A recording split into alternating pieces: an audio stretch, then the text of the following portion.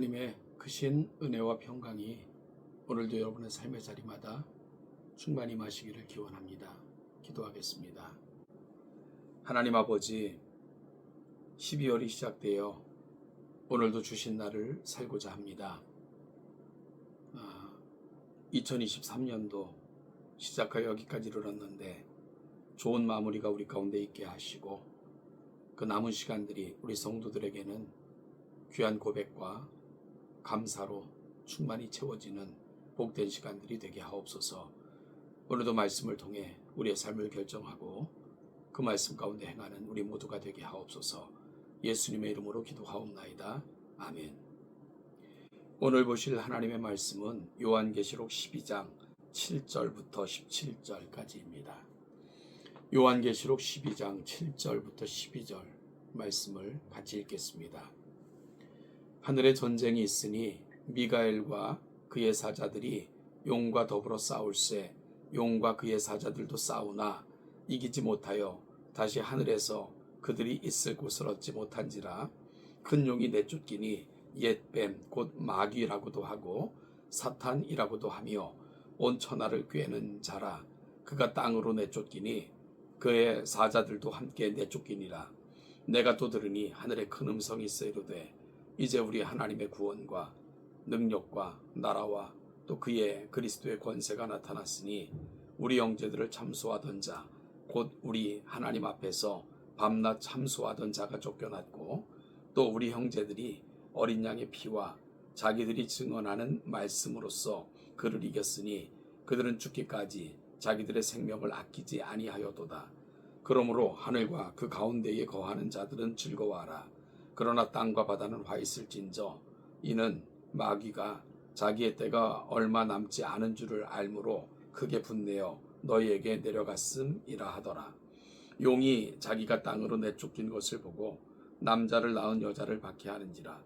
그 여자가 큰 독수리의 두 날개를 받아 광야 자기 곳으로 날아 거기서 그 뱀의 낯을 피하여 한 때와 두 때와 반때를 양육받음에 여자의 뒤에서 뱀이 그 입으로 물을 강같이 토하여 여자를 물에 떠내려가게 하려 하되 땅이 여자를 도와 그 입을 벌려 용의 입에서 토한 강물을 삼키니 용이 여자에게 분노하여 돌아가서 그 여자의 남은 자손 곧 하나님의 계명을 지키며 예수의 증거를 가진 자들과 더불어 싸우려고 바다 모래 위에 서 있더라. 아멘. 어제 우리가 나눈 말씀에 이어 이제 장면이 바뀌게 되는데요. 하늘에서 용과 더불어 천사들이 벌이는 전쟁을 소개하고 있습니다. 본문 7절 9절 다시 한번 보면 하늘에 전쟁이 있으니 미가엘과 그의 사자들이 용과 더불어 싸울세 용과 그의 사자들도 싸우나 이기지 못하여 다시 하늘에서 그들이 있을 곳을 얻지 못한지라. 큰 용이 내쫓기니 옛뱀 곧 마귀라고도 하고 사탄이라고도 하며 온 천하를 꿰는 자라. 그가 땅으로 내쫓기니 그의 사자들도 그와 함께 내쫓기니라. 전사장 미가엘이 이끄는 하나님의 군대와 용이 이끄는 사탄의 군대가 하늘에서 전쟁을 치릅니다. 이 부분에 대해서는 시간의 관점에 따라 세 가지 해석이 있는데요. 먼저는 과거적 해석으로 보는 것입니다. 과거적 전쟁으로 보는 거죠. 이 전쟁에서 패한 사탄이 하늘에서 쫓겨나 땅에 떨어져 뱀에게 들어갔다 하는 것이 과거적 전쟁으로 보는 관점의 해석입니다. 이 해석은 에덴 동산에서 하와를 유혹했던 뱀과 연결이 되죠. 두 번째 해석은 예수님의 부활과 승천 때 일어난 전쟁이라고 보는 것입니다. 예수님의 부활로 하나님의 군대가 승리하였고 땅으로 쫓겨나 예수님의 재림 전까지 사람들을 미혹하고 괴롭힌다는 것이 이 해석이 갖고 있는 관점입니다. 세 번째는 미래적 해석입니다. 이 전쟁이 미래에 닥칠 7년 대환란 중에 일어난다고 보는 것이지요. 물론 학자들에 따라 어떤 해석이 지지를 받고의 차이가 있지만 어떤 해석을 취하든 크게 문제는 없습니다. 오늘 본문에서 중요한 것은 사탄은 전쟁에서 패하고 축출된다는 것입니다. 이것은 하나님의 승리와 구원을 의미합니다. 사탄이 아무리 발버둥을 쳐도 하나님의 승리와 구원을 방해할 수는 없는 것입니다.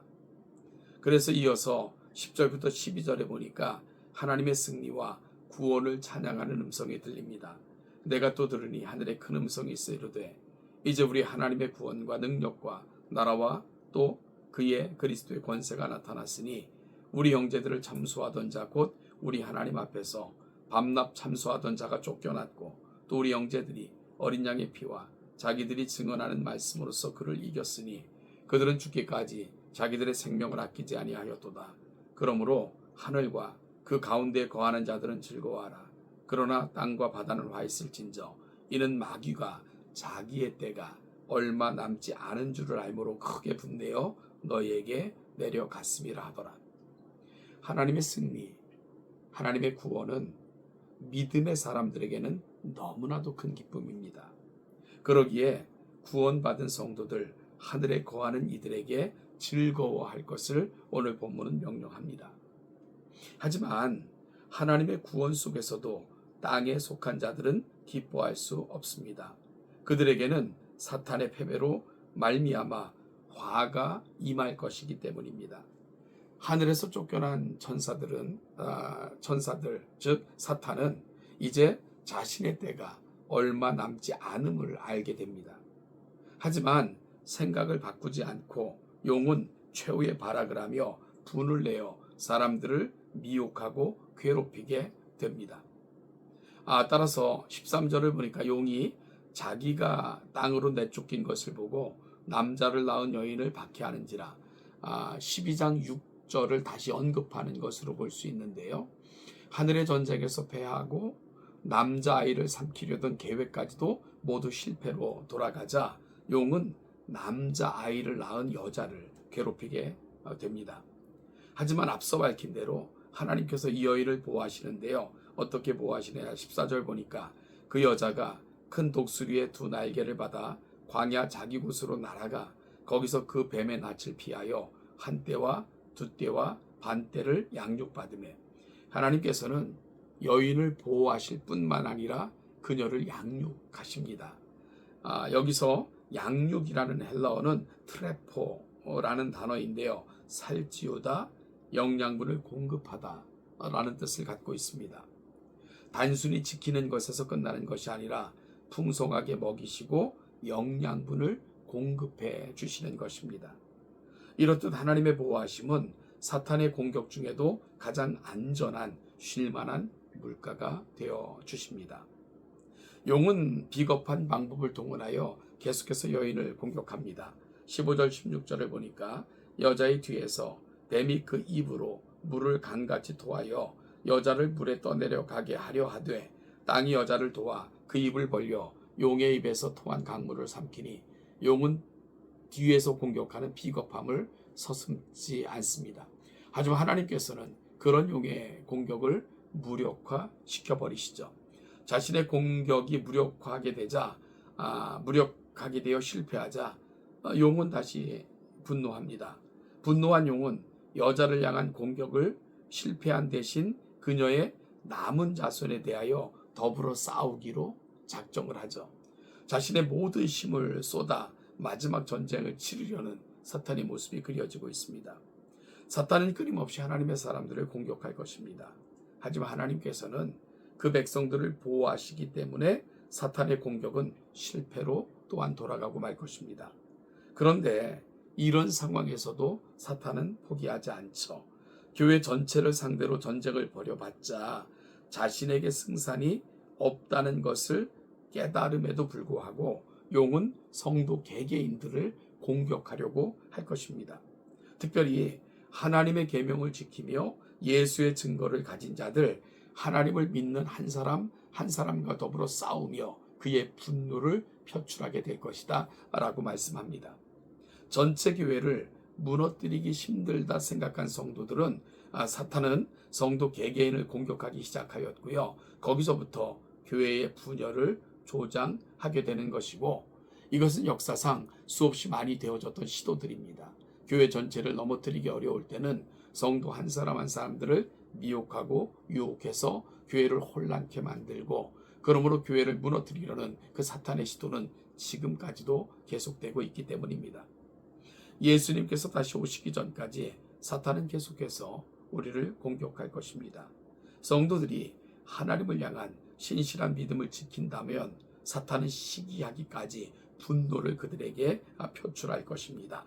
하지만 하나님께서는 그들을 보호하시고 지켜내실 것입니다. 더 교묘하게 공격한다 할지라도 성령께서는 그 성도들을 독수리 날개로 실어 나르기도 하시고, 또한 광야에 그들을 지키시고 보호하시며 먹이기도 하시고 그들을 양육하시면서까지 보호하실 것입니다. 따라서 오늘 우리는 분명히 알아야 됩니다.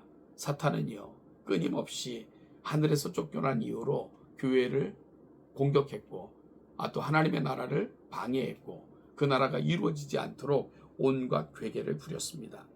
그리고 또한 그 모습은 점점 더 교묘하고 비겁해질 것입니다. 여러분, 그럼에도 불구하고 오늘 말씀을 통해 우리가 붙들어야 될 것은 뭘까요? 하나님은 그 성도들을 지키신다는 겁니다. 보호하신다는 겁니다. 양육하신다는 겁니다. 그리고 사탄은 결코 아무것도 하지 못할 것입니다.